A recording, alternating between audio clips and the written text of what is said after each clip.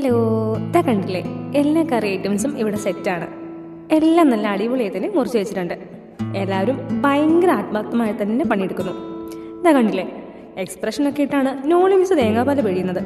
ആൻറ്റിയും നല്ല ഓട്ടത്തിലാണ്. പക്ഷേ ഹീറോ വേറെ ആരുമൊന്നും കേട്ടോ. ഇതാ കിടന്ന് വേവുന്ന കണ്ടില്ലേ, അതെ, നല്ല അടിപൊളി വയനാടൻ സ്റ്റൈൽ ബീഫ് കറി.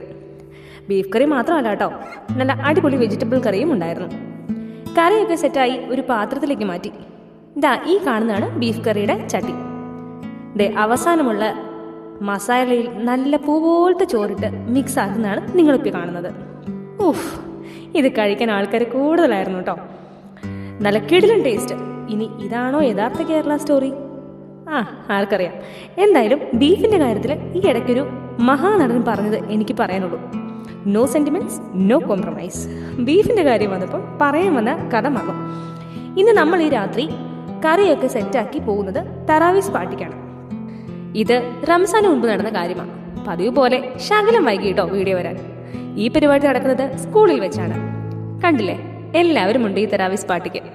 ഓരോരുത്തരും ഓരോ സംഗതിയാണ് കൊണ്ടുവന്നിരിക്കുന്നത്. ജ്യൂസസും മെയിൻ കോഴ്സസും ഡെസേർട്സും ഒക്കെ നല്ല അടിപൊളി ഗെറ്റ് ടുഗദർ. ഈ തറാവീസ് ഗ്യാതറിങ് എന്താണെന്ന് വെച്ചാൽ ഇഫ്താറൊക്കെ കഴിഞ്ഞ് ഇഷ, അതായത് രാത്രി പ്രയറിന് ശേഷം ഉള്ള ഒരു ചെറിയ ഗ്യാതറിങ് ആണ് കേട്ടോ. ഒത്തിരി സ്നേഹവും സന്തോഷമുള്ള ഒരു ചെറിയ ഗ്യാതറിങ്. ആസ് ഓൾവേസ് ഫുഡ് അടിയാണ് മെയിൻ.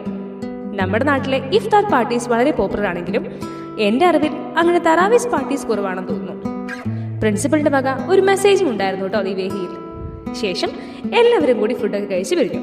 അപ്പോൾ അടുത്ത വീഡിയോയിൽ കാണാം. ടാറ്റ, ബൈ.